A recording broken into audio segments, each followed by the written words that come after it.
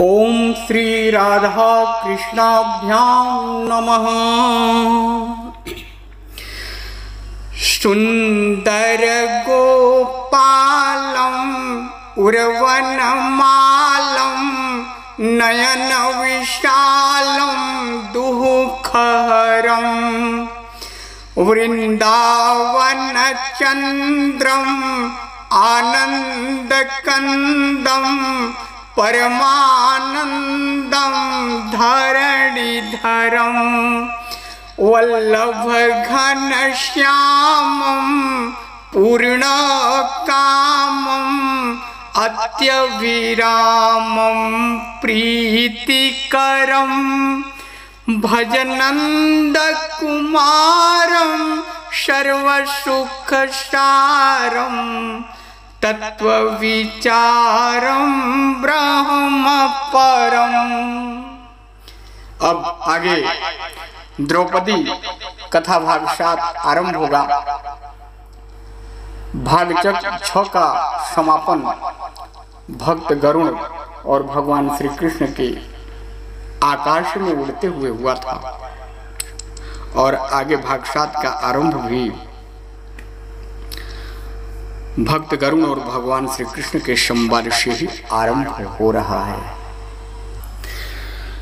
पीतपट कान्हक गरुण क सपेत पाख आन दिन साथे आजू अलगे हटली बा। कृष्ण बड़ी जाले कभी खगपति बड़ी जाले तेज केहू कन तनी कऊ घटली बा। कभी ये न जीती जाले कभी ओ न जीती जाले नभ बीच बाजी जोड़ तोड़ में लगली बा। धन्य धन्य द्रौपदी तुहार भागी तोहै बदे भगत में और भगवान में ठनली बा। देखिए बड़ा कैसे बना जाता है, यह भगवान दिखा रहे हैं। उड़ते हुए आकाश में भगवान अपने पीछे उड़ते हुए गरुड़ को कभी अपने आगे भी कर देते हैं ताकि उनके भक्त के मन में हराश न होने पाए। इसी तरह बड़कपन इसी को कहते हैं। आगे पाख फोहरौले आऊ हमें पछियौले आऊ तुही हमें धर हम तोहके धरब का। तोहरऊ जवानी बाटई हमरऊ चढ़ानी बाटई कौने दिन काम आई कोठिली भरब का। कान फेरी सोचले गरुण जी दुखित बाटई बोलले ल चढ़ी गईली उड़ी चल अब का।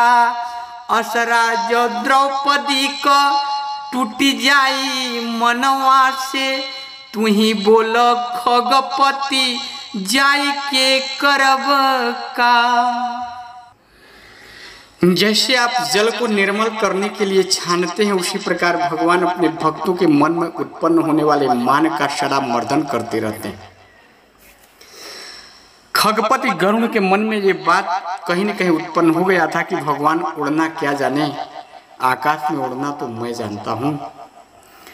अतः भगवान खगपति को यह दिखा रहे हैं कि हे खगपति, आज आपके पीठ पे चढ़ने का समय नहीं है। आज तो भगवान स्वयं अपने भक्त की पुकार पे चल रहे हैं।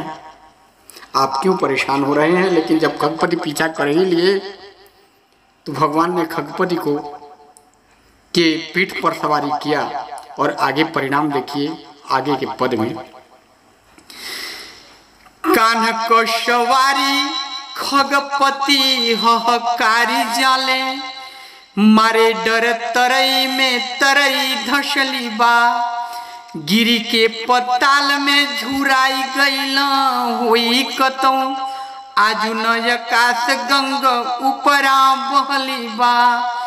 उथल पुथल नभ मंडल में होत बाटई एक में निहारिका निहारिका फसली बा सूरज के चान हेरई, चान के सूरज हेरई, चान में सूरज में हेरौली मछली बा। फेरी हनुमान आजू लागत समुद्र बाटई, सुरसान बाटई मैं नाक सोई गईले। रवि नाही शशि नाही लोक परलोक नाही, साफ नभ लागेला सबई खोई गईले। मन गति हारली बा गरुड़ क गति देखी, भरले उड़ान तो लकीर बोई गईले। लोग देखी देखी कहे बड़या जगूत भइले, देखी ले आकाश दुई टूक होई गईले। बिनता कपूत सब अहड़ बिहड़ कैले, कैसे अब दिन होई कैसे अब होई रात। अरुण जो देख ले है मन किछु सोच ले है, भाजप में निहचय रोकी दी है प्रभात। दुनौ सहजोर बाटे तनिको न थोर बाटे, अद्भुत दृश्य देखी ऐसन बाजानात। पुरी बिल पुण्य प्रताप से थमल बाटे, नहीं तो आजोई आकाश बहराई जात।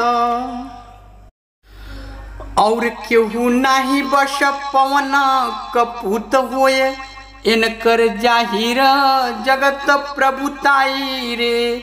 तनि कौन मुड़ेला बस पूरबई उड़ल जाला, जाला उदयाचल में देखू देखू भाई रे। मोर अनुमान बाटई बाल हनुमान बाटई, लड़िका भूखान बाटई सूरज के खाई रे। संसार वाले जब गरुण जी को उड़ते हुए आकाश में देखते हैं तो समझ नहीं पाते हैं कि इतनी तेज गति से कौन आकाश में उड़े जा रहा है सूर्य की तरफ। लगता है हनुमान जी पुनः सूर्य को निगल जाएंगे। लोग सोच रहे हैं मन में, मोर अनुमान बाटई बाल हनुमान बाटई, लइका भूखान बाटई सूरज के खाई रे। अंजनी से कही दे बरज दे पुत ना तो, दुनिया में फेरी से अन्हार छाई जाई रे। आकाश में उड़ते हुए खगपति रास्ते में आने वाले छोटे मोटे तारों को तो निगल ही जाते हैं, बादल को तो निगल ही जाते हैं, और तारों को चोंच और पंखों से मार के रास्ते से हटा देते हैं। कहते हैं कि दक्षिणी पियली झुकी उत्तरी पियले छोड़ी, पछुआ बढ़ले तो पियले पूरवैया। बदरी पियले कभी बिजोरी पियले कभी, चोच मारी मारी खाले नखत तरैया। अरुण को भाई जब पियले क्षितिजी तब, बिहसी के हंसी अस बोलले कन्हैया।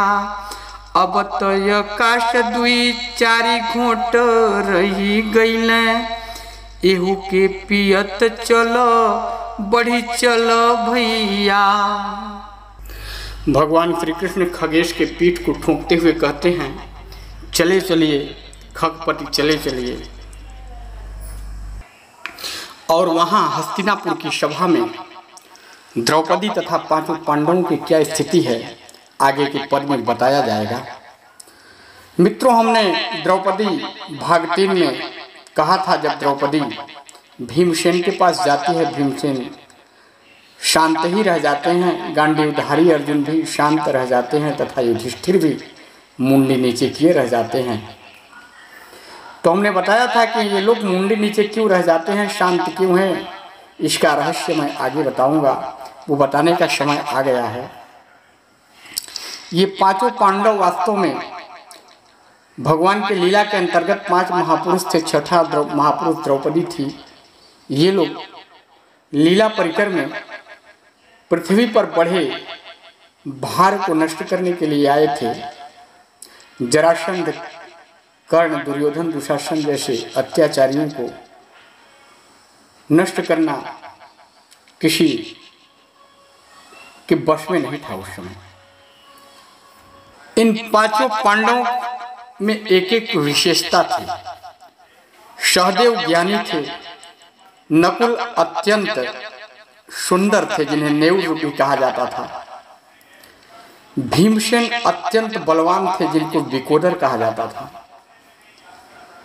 गांडीवधारी अर्जुन उस समय के महान गणितज्ञ थे जिनका नाम पार्थ था, धर्मराज युधिष्ठिर स्वयं धर्म के मूर्ति थे। सौंदर्य हमेशा बल के शरण में रहता है, अतः नकुल इसलिए कुछ नहीं बोल रहे थे कि भैया भीम जब नहीं बोल रहे हैं तो मैं कैसे बोलूं, वो तो हमसे अधिक बलवान है। और भीम इसलिए नहीं बोल रहे थे कि अर्जुन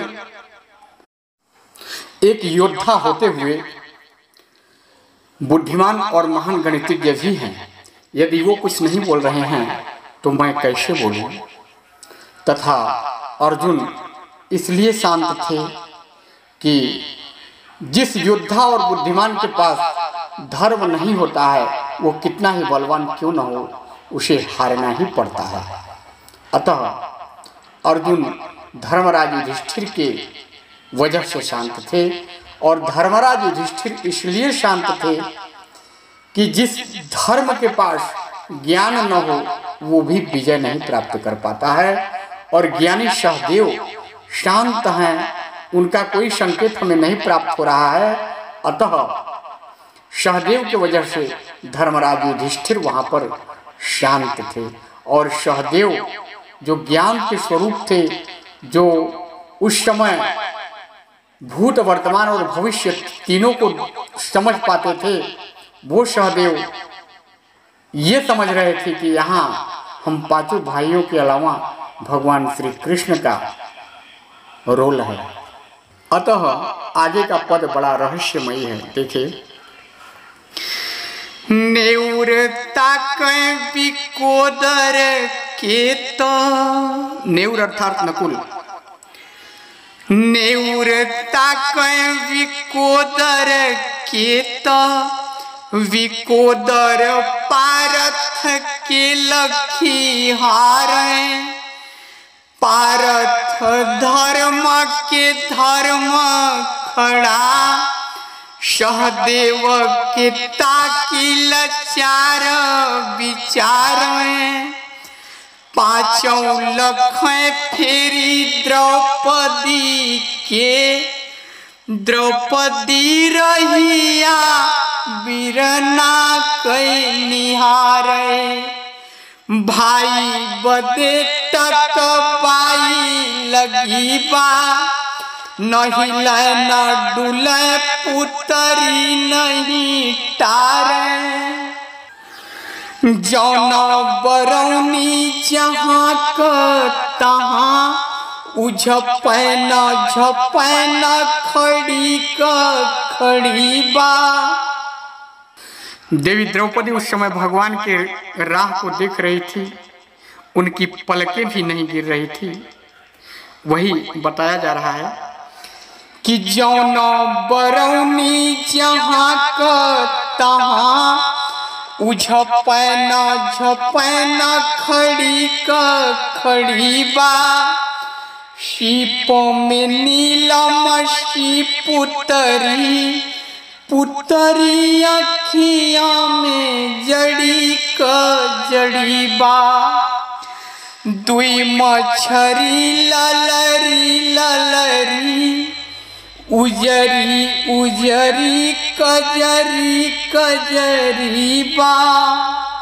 मित्रों, आंखों में पहले लालिमा होती है, पुनः सफेदी आती है, पुनः कालिमा आती है। उसी को नेत्र को यहाँ पे दर्शाया गया है, दोनों नेत्रों को, कि दुई मछरी ललरी ललरी, उजरी उजरी कजरी कजरी बा कोरन में अटके लोरवा उनई बदरी के तरे बदरी बा।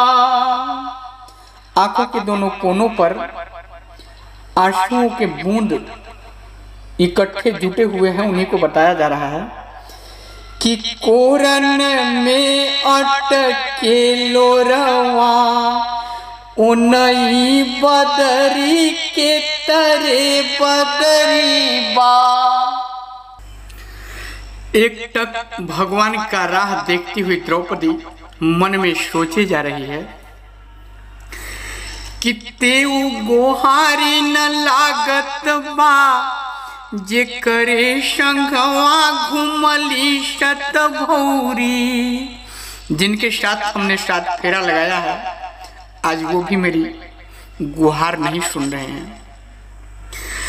तेऊ गोहारी न लागत बा जे करे संगवा घुमली शत भौरी। तौले दुशासन बाधैले सर से सर की मछरी जस सौरी। रावण से बच गईली सिया भस्मासुर से बचली फेरी गौरी। भैल बड़ाय जगूत तबई नभ में फहरैली पीत पिछौरी। सोच ही रही थी द्रौपदी, तब तक पीताम्बर दिखाई पड़ता है उनको। कहते हैं कि रावण से बच गईली सिया भस्मासुर से बचली फिर गौरी। अब भैल बड़ाया जगूत तब नभ में फहरैली पीत पिछौरी। श्री कृष्ण शरणं मम श्री कृष्ण शरणं मम श्री कृष्ण शरणं मम श्री कृष्ण शरणं मम। भगवान श्री कृष्ण आ गए हैं मित्रों, एक बार प्रेम से बोलिए भगवान श्री कृष्ण चंद्र की जय। आगे के पद में भक्त भगवान को कैसे पहचानता है दर्शाया गया है कि जनमत ज्ञान आई जाले जाने कहवा से। कौन गुरु कैसन बा भलाई बताई के। कान के जे जान गईला उहै विश्वास करई। भैले विश्वास तब भूले प्रभुताई के। भगवान पर जब भक्त विश्वास कर लेता हो तो भगवान भगवान रह ही नहीं जाते। अपनी प्रभुताई भूल के भक्त के लिए वो सब करने लगते हैं जो भक्त की इच्छा होती है। लाख लाख गाय कोई ढोर में चरत पर बछरू के आँखी पहचान जाले माई के। बड़ी बड़ी खिड़की से उड़ता देखाले किछु बहिनी के आँखी पहचान गईली भाई के। कि बड़ी बड़ी खिड़किन से उड़ता दिखाले किछु बहिनी के आँखी पहचान जाले भाई के। भाई का लागल बालो छेवर द्रौपदी नाचत गावत बाटई। आउरी बाउरी जौन बकई दोहरावई उहई तेहरावत बाटई। कैसे लखों के तना चितौं नभ। बनारसी भाषा है मित्रों। लखन अर्थात दृष्टि, देखना, भगवान को देख रही है। कैसे लखन कितना चितौन खाली चितौनी से पाटत बाटई, आखिन में अटी गईल आकाश, आकाश में आखिन आटत बाटई। अइलन बीरन बीरन अइलन, विस्मयकारी छाटत बाटई। नयनन में भरल बीरना, बरुनी न गिरन उलाटत बाटई। अखिया कजरी भइली ललरी, रवि रश्मि यथा घन छाटत बाटई। पूरब के उदयाचल में बदरी के तरे फाटत बाटई। कि बुनिया रहली द्रौपदी देखतई, बुनिया रहली द्रौपदी देखतई। बीरना के भरी गगरी बनी गईली, अब बोली मुहाल रही तरही। अब सावन की कजरी बनी गईली, कजरी बनले भरले नहिया, कजरी बनले भरले नहिया। भुइया तजली बदरी बनी गईली, बदरी बनली रहली देखतई, देखतई घन के बिजुरी बनी गईली। एक भक्त जब भगवान को प्राप्त करता है तो उसकी मनोदशा वही जानता है, फिर भी व्यक्त करने का प्रयत्न किया गया है, अतः इस पद को मैं एक बार पुनः पढ़ूंगा। कि बुनिया रहली द्रौपदी देखतई, बीरना के भरी गगरी बनी गईली। अब बोली मुहाल रही तरही, अब सावन की कजरी बनी गईली। कजरी बनले भरले नहिया, भुइया तजली बदरी बनी गईली। बदरी बनली रहली देखतई, देखतई घन कई बिजुरी बनी गईली। जिन द्रौपदी का नेत्र सावन की बादल बनी हुई थी, वो देखते ही देखते भगवान की कृपा से, उनके दर्शन मात्र से उसी बादल की दामिनी बिजली बन गई। आगे का पद भी एक भक्त के भक्ति का गजब है। कहते हैं कि वा बदली द्रौपदी अबया सुन, बदली द्रौपदी अबया सुन। में मुस्कान मिलावत बाटई, लागली बाटई ठसा ठस भीड़। खड़ी बीरना के देखावत बाटई, गईल कहाँ अन्हरा कपूत। ई कर्ण के आगे सुनावत बाटई, पीटत तारी गवारी निशी। अंगूरी चटकारी पिरावत बाटई।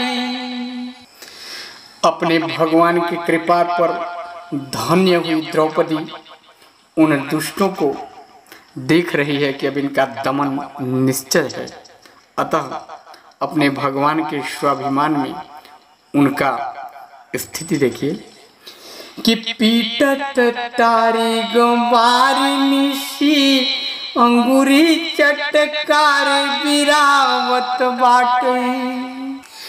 आगे दशा देवी द्रौपदी की। चिटारत भीड़ बढ़ी द्रौपदी, अटारत भीड़ बढ़ी द्रौपदी, जश हंसिनी परत फाटत काई, अठाड़ी छछात लगे दुर्गा के सिहा कनिया रहल छितिराई। बोलली धाई धधाई के बोलली, एड़ी ऊंचाई के हाथ उठाई, बाटई खड़ा बिरनायब देखब। कहती हैं कि बाटई खड़ा बिरनायब देखब, बाघ बियानी बाके करमाई। द्रौपदी ने तो उन्हें चुनौती दे डाला, लेकिन सभा का इतना भाग्य कहाँ कि भगवान का दर्शन करे। भगवान का दर्शन लाभ तो भक्त ही प्राप्त करता है। अतः भगवान को केवल देवी द्रौपदी ही देख रही थी, सभा तो देख नहीं रही थी। सभा की इस पद में सभा की भाषा को व्यक्त किया जा रहा है कि केहू केहू कहले शियब नाही लाज बची, गाय बाटे एकली हजारन कसाई रे। केहू केहू कहले सी मालिक तराम बाटई, उन्हीं क पसरली जग प्रभुताई रे। केहू केहू कहले सी देख अब काऊ बोले, भाई आगे बहिनी बहिनी आगे भाई रे। बहिनी तो बाटई जस माखन मलाई पर, भाई क बनल बाटई बजरा कलाई रे। देवी द्रौपदी भगवान को देखने के बाद उनके ऊपर अपने गुस्सा को उड़ेलती हैं। देखिए कैसे कि कान्ह के निहारी बोली, बड़हाली अइलह, व्यंग बाण मरली मनावई लगल हरी। कहती हैं द्रौपदी, देखिए कि कान्ह के निहारी बोली, बड़हाली अइलह, व्यंग बाण मरली मनावई लगल हरी। तो भगवान कहते हैं आगे अपने बहिनी से कि कैली तैयारी नहीं, जोहली सवारी नहीं, धाई धूपी अइली पुकार कान में परी। माफ करू गलती भइल बड़ा, सुनियर दासले बहिनी मोरी सुघरी। बारे नारायण कहते हैं कि माफ करू गलती भइल बड़ा, सुनियर दासले बहिनी मोरी सुघरी। आजू तोरे लोरन के एक एक बुन पर, देव जरीबाना हम लाख लाख चुनरी। प्रभु कहते हैं कि आज तोरे लोरन अर्थात आंसू, आज तोरे लोरन के एक एक बुन पर, देव जरीबाना, जरीबाना अर्थात जुर्माना, देव जरीबाना हम लाख लाख चुनरी। श्री कृष्ण शरणा मम, श्रीकृष्णः शरणं मम श्रीकृष्णः शरणं मम श्रीकृष्णः शरणं मम। श्रीकृष्ण गोविंद हरे मुरारी हे नाथ नारायण वासुदेव। श्री कृष्ण गोविंद हरे मुरारी हे नाथ नारायण वासुदेव। हरि शरणं हर शरणं हरि ओम तत्सत हरि ओम तत्सत। अब भगवान श्री कृष्ण नाम संकीर्तन के साथ द्रौपदी कथा भाग सप्त संपन्न करते हैं। पुनः भक्तिमती द्रौपदी तथा भगवान श्री कृष्ण का भक्त और भगवान के भाव को बड़े मनोहर रूप से प्रस्तुत किया जाएगा द्रौपदी कथा भाग 8 में।